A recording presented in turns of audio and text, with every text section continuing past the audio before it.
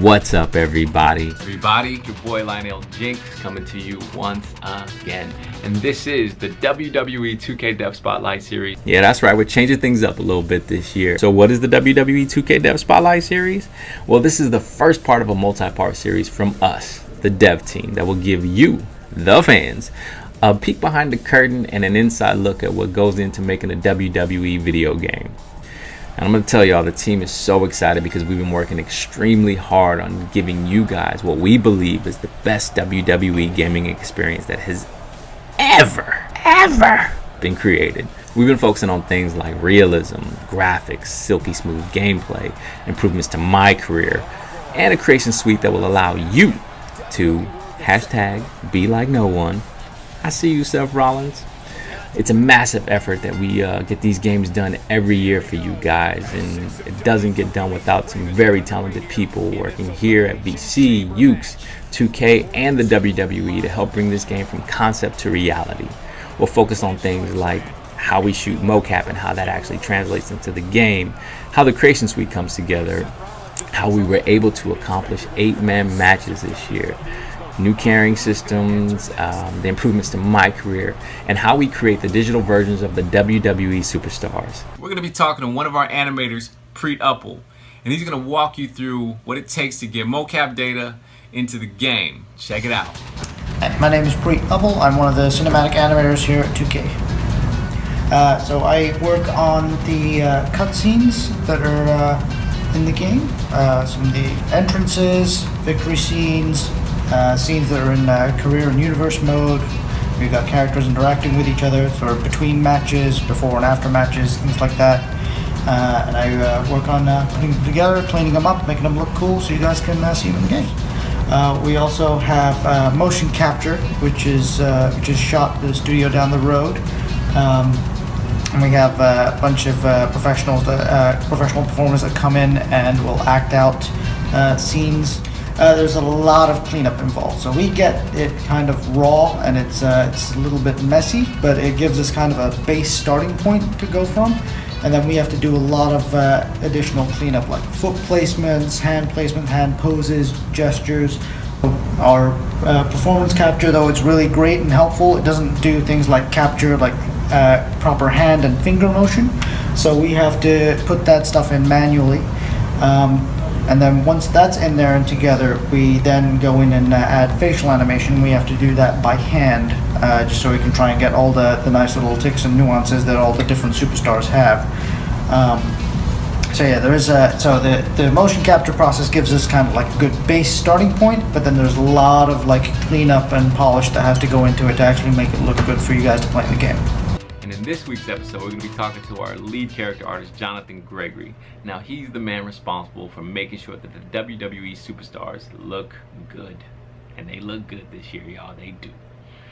He's going to walk you through the process on how we take reference and get the superstars scanned and how that all gets into the game. Check it out. I'm Jonathan Gregory. I'm lead character artist for WWE 2K. So I want to talk about the general process of how the superstars are created for the game. It generally starts with we get a head scans and of the superstar, and then we review that head scan, and once that looks good, we then proceed creating the character's body and his attire for this year.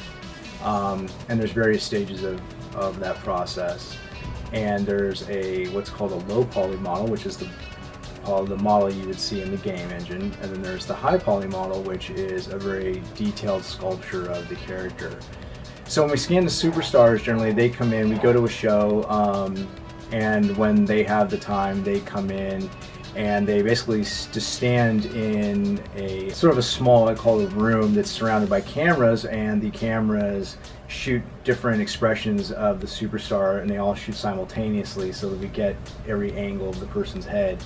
That information is then used to create a model of the character and the textures for the face and skin and the details of the skin and so forth. Yeah, my favorite part of the character creation process would be the high-res sculpture. I just enjoy the getting in and really sculpting the detail and trying to make the person as lifelike as you can, and trying to capture all the details of the person's body everything down to the veins to just how they look. And everybody's so unique that it's challenging to go in and try to make that person's body look like that person's body and not a generic muscular body or anything like that. So it's fun and it's a challenge. I enjoy it. This year's engine is great because for me, I'm getting to actually see all of the details rendered as accurately and how they look when I'm working on them, and to see them go from what I see on my monitor and what I'm trying to create to see it actually go into the game perfectly. It's nice to see. It's nice to see that there isn't anything lost in translation from A to B when it goes from what I'm sculpting to the game engine. I'm liking that a lot. It makes my job easier because I get to I see what I expect to see, which is great. It's just great to see the characters come to life, and I think the fans are going to be happy. I want to give a big thanks to my man Jonathan Gregory for taking the time out to show you guys our character pipeline. It's a pretty cool process, so we're going to be talking to you guys about the improvements we made to the graphics engine this year.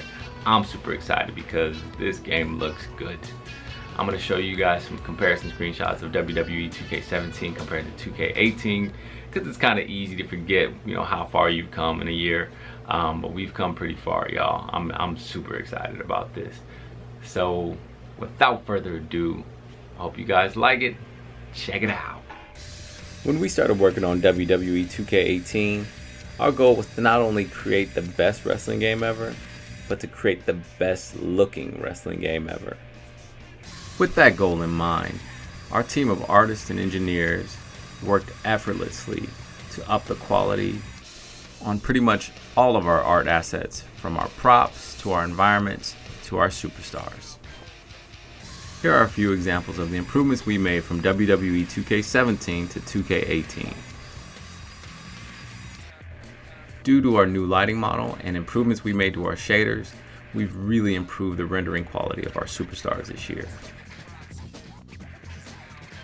We've also gone back and rescanned some of the older superstars that we had in our game since WWE 2K15, giving them a fresh new look. So to top off this week's episode, here's a side-by-side comparison of Randy Orton's entrance from WWE 2K17 compared to WWE 2K18.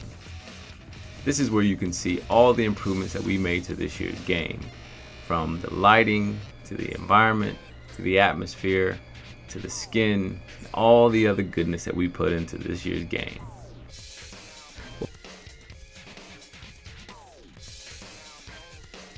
Episode 5.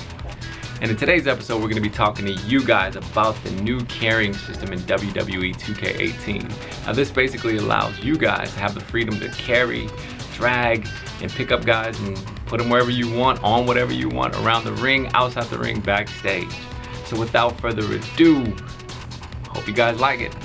Check it out. The new carry system allows superstars to carry their opponent in one of 4 positions: cradle, shoulder, fireman's carry, and the power bomb. By pressing the modifier button R1 or RB while performing a move that passes through a supported carry position, walk around and then press X or square to finish the move. Oh my, what impact! But you gotta be careful though, because weight and fatigue will determine whether you can carry your opponent or not. Couldn't agree more, Cole. This has got trouble written. With this new carry system, there are many points of interest where you can perform these actions, like the ropes, the corner, the ring post, the apron, the announce table, the barricades, and even those glorious new steel steps.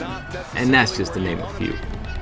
Now, if you're on the other end of this new carry system, you're not completely helpless.